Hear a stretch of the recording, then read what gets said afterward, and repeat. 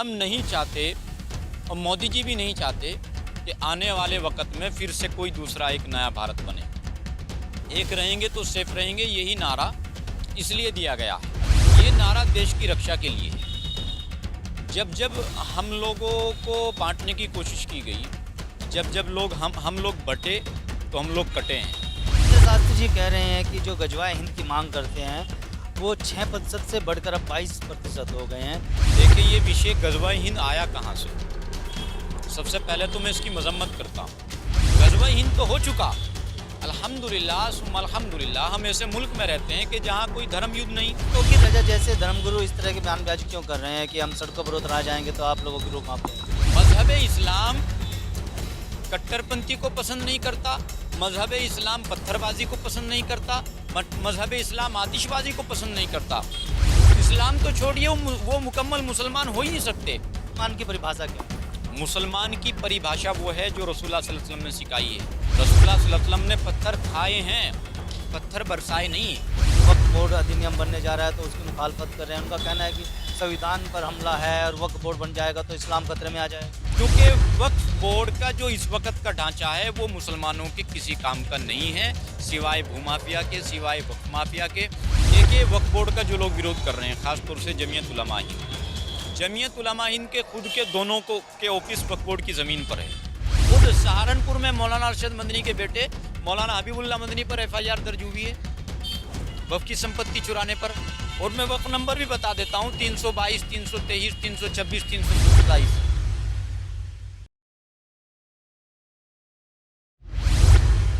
बटेंगे तो कटेंगे, एक रहेंगे तो सेफ रहेंगे। यह बयान अब न सिर्फ सियासी गलियारों में हलचल मचा रहा है बल्कि अब हिंदू मुस्लिम धर्मगुरुओं के बीच भी बहस का विषय बन गया है। हाल ही में बागेश्वर धाम के महंत धीरेन्द्र शास्त्री ने भी इसको लेकर के बड़ा बयान दिया। उन्होंने न सिर्फ प्रधानमंत्री और मुख्यमंत्री योगी आदित्यनाथ के बयान की सराहना की है बल्कि एक विवादित बयान भी दे दिया है। उन्होंने साफ तौर पर कहा है कि जो गजवा हिंद की मांग करते हैं 6% से बढ़कर अब वो 22% हो गया और हिंदू अब अल्पसंख्यक होने जा रहा है। इस पर बातचीत कर ले हमारे साथ इस्लामिक धर्मगुरु काजी जमाल अबरार साहब में बात कर लेते हैं। अबरार साहब, किस तरह से देखते हैं इस पूरे मामले को जो अब धीरेन्द्र शास्त्री ने बयान? देखिए, हर इंसान का अपना अपना फ़र्ज़ भी है और अपना अपना अधिकार भी है कि वो धर्म की रक्षा भी करे और देश की रक्षा भी करे। मोदी जी ने और योगी जी ने जो नारा दिया है, एक रहेंगे तो सेफ रहेंगे, बटेंगे तो कटेंगे, ये नारा देश की रक्षा के लिए है। जब जब हम लोगों को बांटने की कोशिश की गई, जब जब हम लोग बटे तो हम लोग कटे हैं। उदाहरण के तौर पर 1947-48 में आप देख लीजिए, भारत के टुकड़े हुए। उससे पहले देख लीजिए आप, अखंड भारत के टुकड़े हुए।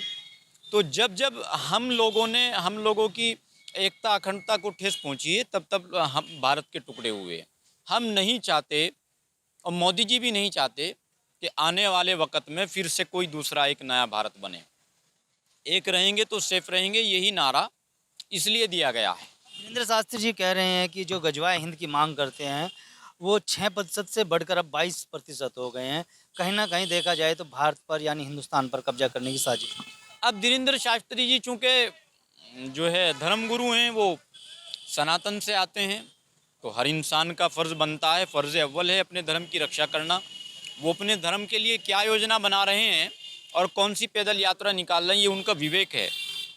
मुझे उसमें कोई आपत्ति नहीं है, नहीं होनी भी नहीं चाहिए। लेकिन उनका कहना है कि जिस तरह से गजवाए हिंद से जुड़े लोगों की मांग चल रही है कि गजवाए हिंद अलग से देश बने और उसकी मांग उठ रही है और उसका साफ तौर पर कहना है कि 22% हो गया, धीरे धीरे और संख्या बढ़ेगी और जो सनातन धर्म से जुड़े लोग हैं वो अल्पसंख्यक हो जाएंगे, बहुसंख्यक। देखिए, ये विषय गजवाए हिंद आया कहाँ से।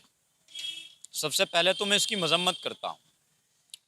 जो लोग गजवाए हिंद का जिक्र करते हैं, उसका समर्थन करते हैं, वो बेवकूफ़ हैं। गजवाए हिंद हो चुका, गजवाए हिंद का विषय है ही नहीं। अब तो देश का निर्माण है। ये सोचना है कि 2047 तक भारत को विकसित भारत कैसे बनाना है, दुनिया की सबसे बड़ी मतलब जो है तीसरी ताकत भारत को कैसे बनाना है। अब तो इस पर विचार होना चाहिए। ग़ज़वा-ए हिंद तो हो चुका, अल्हम्दुलिल्लाह सुम्मा अल्हम्दुलिल्लाह। हम ऐसे मुल्क में रहते हैं कि जहाँ कोई धर्म युद्ध नहीं, कोई बड़ा ऐसा मामला नहीं है, तो क्यों हम लोग ग़ज़वा-ए हिंद और भगवा हिंद की बात करें।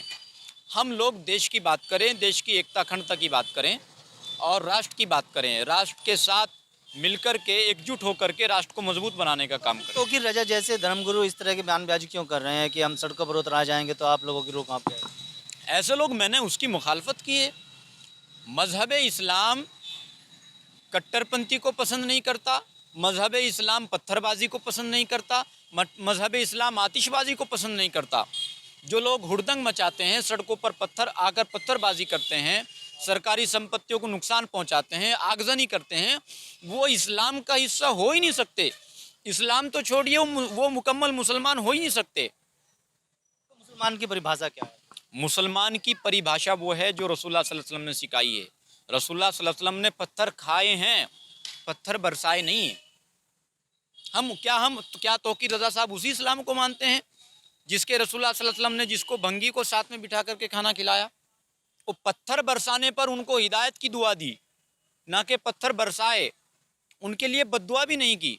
तो ये कौन से इस्लाम को मानते हैं, ये समझ से परे है। सियासी गलियारों से जुड़े लोग, चाहे इसमें कांग्रेस के सांसद हैं इमरान मसूद साहब हो, वक्फ बोर्ड अधिनियम बनने जा रहा है तो उसकी मुखालफत कर रहे हैं। उनका कहना है कि संविधान पर हमला है और वक्फ बोर्ड बन जाएगा तो इस्लाम खतरे में आ जाएगा।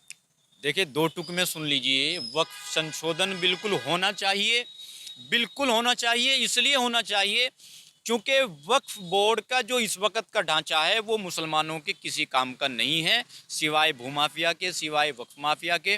कितनी FIR रोज़ाना हो रही है। सहारनपुर में खुद देख लीजिए, जामा मस्जिदों की दुकानों का क्या हाल है और संपत्ति का क्या हाल है। मैं सवाल करता हूँ उन लोगों से जो वक्फ संशोधन का विरोध कर रहे हैं, वक्फ बोर्ड का जो ढांचा है अभी तक, क्या वक्फ बोर्ड से आज तक किसी मुस्लिम बच्चे की शादी कराई गई? क्या किसी यतीम बच्चे की तालीम का फीस का इंतज़ाम कराया गया? क्या किसी बेघर को घर दिलाया गया? उसके बावजूद जबकि वक्फ के पास इतनी बड़ी तादाद में संपत्ति है कि पूरे देश को चला सकता है। और यही वक्फ बोर्ड कोविड के ज़माने में जब लोग सांसों की जंग लड़ रहे थे, एकदम से बिल्कुल सन्नाटा था वक्फ बोर्ड पर, कहीं दिखाई नहीं दिया।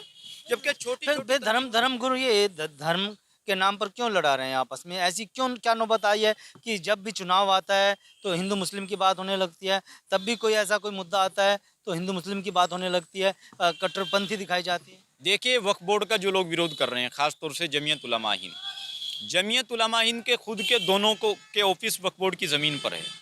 भाई, अगर जमीयत उलमा हिंद सियासी जमात है तो सियासी जमात का वक्फ बोर्ड की संपत्ति पर ऑफिस कैसे? और अगर धार्मिक जमात है तो फिर उसी जमात की बिना पर मौलाना महमूद मदनी साहब राज्यसभा कैसे चले गए? ये सवालात हैं ना। अब सबसे पहले तो उनको दोनों ऑफिस छोड़ने पड़ेंगे।